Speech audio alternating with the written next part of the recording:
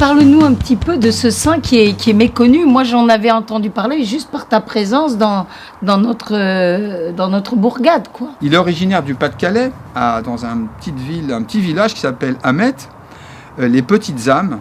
C'est très très beau comme nom. Et tout petit, il a un goût de Dieu inné, et il n'est bien qu'en Dieu. Donc c'est un garçon très discret, qui ne veut pas se mêler forcément au jeu de ses petits camarades, qui a une envie de vivre en Dieu tout le temps. Et il imagine que sa vie, à un moment donné, elle est dans une congrégation religieuse. Il imagine que ça peut être un ordre très austère, parce qu'il est très austère lui-même, et il va faire des essais de vie en Chartreuse, et puis à la Trappe, et chaque fois ça va se solder par des échecs. Il va comprendre, il a 22 ans, on est le 2 juillet 1770, il quitte la Trappe de Sept-Fonds dans l'Allier, et il va découvrir sa vocation pendant les quelques 13 années qui lui restent à vivre, en vivant comme un moine, mais sur les routes d'Europe. On a calculé qu'il avait environ parcouru à pied 30 000 kilomètres. C'est absolument incroyable. Presque le tour de la Terre. Ah bon, parce que j'allais dire, ça correspond à quoi, 30 000 kilomètres? Presque le tour de la Terre. Qu'est-ce qu'il désirait faire? Il désirait visiter des sanctuaires pour aller vénérer les saints qui s'y trouvaient. Il est mort à l'âge de 35 ans, complètement épuisé par ses marches, bien sûr, et puis aussi par ses longues stations devant le Saint-Sacrement. On l'a surnommé le Saint des 40 heures, puisqu'à l'époque, il y avait une dévotion en Europe, qui n'existe plus beaucoup en France, à ma connaissance, qu'on appelait l'adoration des 40 heures. Et il pouvait rester à genoux devant le Saint-Sacrement dans une église pendant 40 heures d'affilée. Attends, mais le principe de l'adoration des 40 heures, c'était d'être 40 heures agenouillé devant le Saint-Sacrement? Le Saint-Sacrement restait exposé pendant 40 heures d'affilée. Les gens pouvaient rester le temps qu'ils désiraient, mais lui, il restait en adoration à genoux devant le Saint-Sacrement pendant 40 heures. Pendant 40 heures. Punaise. Oui, comme tu dis, punaise. Ouais. Parce que... Donc, qu'est-ce qu'il a fait? Il a marché, ça c'est sûr.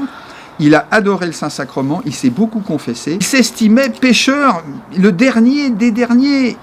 Il se déconsidérait, etc. Et il ne trouvait son salut, je dirais, que par le pardon donné par Dieu à travers le ministère du prêtre. Ah, c'est un mystique. Il y a le titre d'une de ses biographies qui dit Benoît Joseph, un mystique en haillons. Il avait un accoutrement qui le faisait passer pour un pouilleux, et il était vraiment pouilleux, c'est-à-dire qu'il avait des poux sur lui en permanence, qui étaient entre autres son cilice. Il était pouilleux et il allait à la messe comme ça.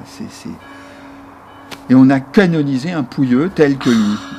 C'est dingo, ça, quand même. Complètement, ouais. Ça, on voit vraiment que c'est la providence. Pourquoi est-ce qu'on l'a canonisé? Parce qu'il meurt un 16 avril 1783 à côté de l'église Sainte-Marie-des-Monts à Rome. Aussitôt, les enfants se répandent dans la ville de Rome en criant « Le saint est mort, le saint est mort ».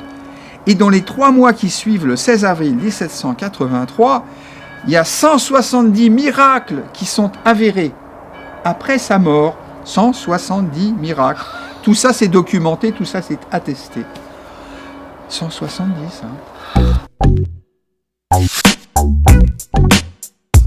Il montre sur lui ces poux intérieurs que sont nos péchés. C'est extraordinaire. Et moi, c'est ce que j'ai retenu, c'est que nous avons en nous une vermine qu'on appelle nos péchés. Je suis bien d'accord, Père, mais j'irai pas jusque-là, en tout cas me concernant, quoi. Mais moi non plus, Nathalie, mais moi non plus. Moi, je me lave tous les jours, etc. Mais lui ne se lavait pas. Non pas parce qu'il n'avait pas appris à se laver. Il faut que tu me rassures quand même, que tu rassures nos amis là qui nous regardent, que dans l'ordre, c'est pas interdit de se laver. Ah ben non, bien sûr que non. Mais lui... c'est une joke. Pourquoi avait-il choisi de ne pas se laver? Je crois parce que Dieu lui demandait d'apparaître pouilleux aux yeux du monde pour faire transparaître la gloire de Dieu. Et à certains moments, des gens qui l'observaient de loin voyaient son visage irradié de lumière, etc. C'est ce qu'on appelle l'aura de son vivant, quoi.